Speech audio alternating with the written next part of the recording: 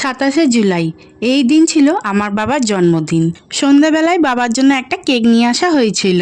বাবা তৈরি হয়ে বসে পড়লো কেক কাটার জন্য। কেকটাকে দেখেই বাবার মুখের হাসিটা দেখেছো? বাবাকে এইভাবে খুশি হতে দেখলেই আমাদেরও খুব ভালো লাগে।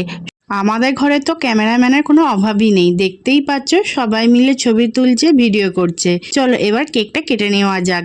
আর তোমরা সবাই কমেন্টে বাবাকে হ্যাপি বার্থডে জানিয়ে দিও। কেক কাটার পর বাবা আমাদের তিনজনকেই নিজের হাতে কেক খাইয়ে দিল।